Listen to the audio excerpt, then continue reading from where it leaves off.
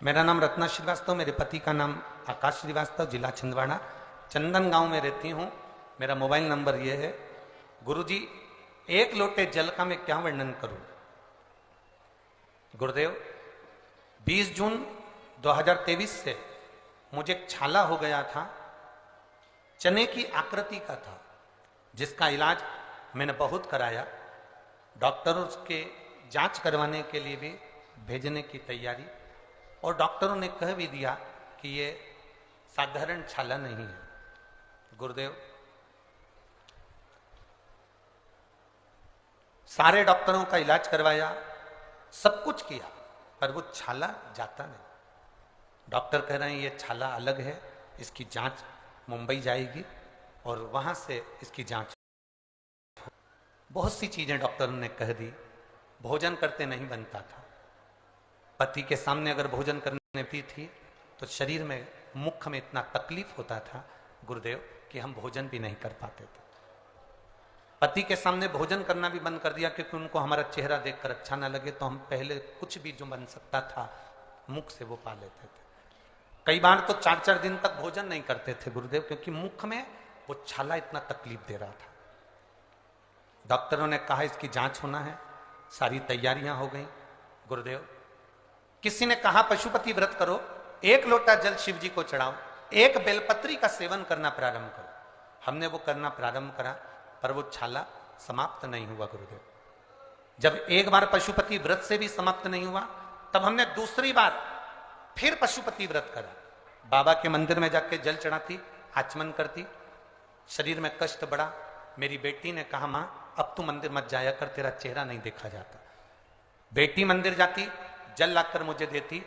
बाबा का मैं क्या गुणगान करूं बाबा। मेरी बेटी ने शिव जी से कहा, हम भी तो तेरी अशोक सुंदरी हैं बाबा, तू सुनता क्यों नहीं है। मेरी मम्मी का जो चेहरा है, उसके अंदर जो मुख में छाला है, डॉक्टर हर कुछ बोल रहे हैं, तू एक बार ठीक कर दे बाबा।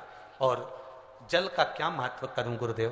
बाबा की कृपा से बाबा का जब स्मरण किया, 2 महीने लगातार जल पिया, बाबा की करुणा से अब छाला ठीक हो गया। इसलिए मैं चंदन नगर से पैदल चलकर यहां बाबा के कथा पंडाल में पहुंची। ये शिव कृपा, ये शंकर की उदाहरण। अब ठीक है बहना, एक बार हाथ हिला दो। हर हर। बैठिए। खाली न जाता कोई दर से तुम्हारे, मैं भी खड़ी हूं नंदे बाहे पसारे। अपने हृदय से लगा लो, लगा लो, गिरा जा रहा हो, उठा लो, उठा। ये शिव कृपा। एक पत्र और बड़ा सुंदर आया है, देखिए।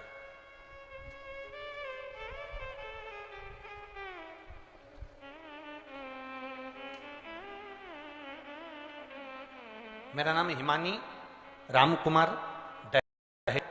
मैं नरसिंहपुर साईं खेड़ा, जिला नरसिंहपुर की रहने वाली हूं। मेरा मोबाइल नंबर ये है। कहीं बैठी हैं आप ही हैं? दोनों हाथ हिला दो। गुरुदेव, शादी को कई साल हो गए थे, संतान का सुख नहीं था। डॉक्टर को दिखाया तो कहा कि जिस बच्चादानी जो है, गर्भाशय जो है, वो गर्भाशय आपका इतना गला हुआ है, इतना विचित्र है कि उसमें बच्चा ठहर ही नहीं सकता। गर्भाशय में बच्चा नहीं रह सकता। एक बार बच्चे का चांस लिया तो जिसके कारण बस बच्चा नहीं रहा, बच्चादानी भी बेकार हुई। गुरुदेव, अब डॉक्टर कहते हैं कि तुम बच्चे का योग कभी ना लें, क्योंकि वो बच्चादानी इतनी कमजोर है कि बीच में से फट जाती है, उसका चांस नहीं है संतान का। बड़े दुखी हो गए गुरुदेव। तब किसी के कहने पर पशुपति व्रत करना प्रारंभ करा। बाबा की कृपा का हम क्या गुणगान करें गुरुजी। जब पशुपतिनाथ का व्रत किया, एक बार का व्रत 3 सोमवार पूरे हुए और बाबा की कृपा से गर्भ ठहर गया।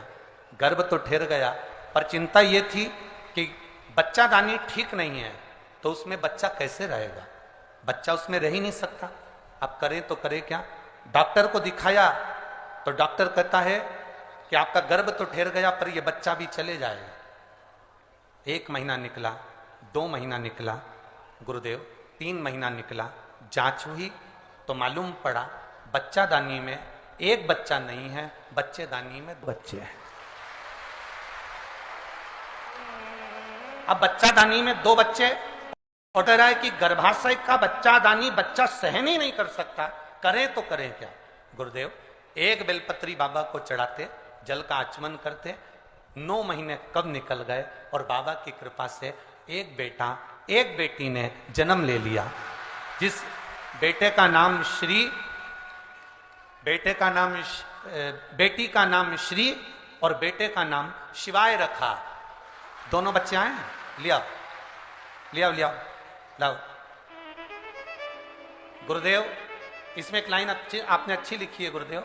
आश्चर्य इस बात का है कि डॉक्टर भी चक्कर में है कि बच्चादानी तो फट जाती थी, फिर ये 2 बच्चे कैसे हो गए गर्भाशय से। ये आश्चर्य वाली बात है, शिव तत्व है हमारा।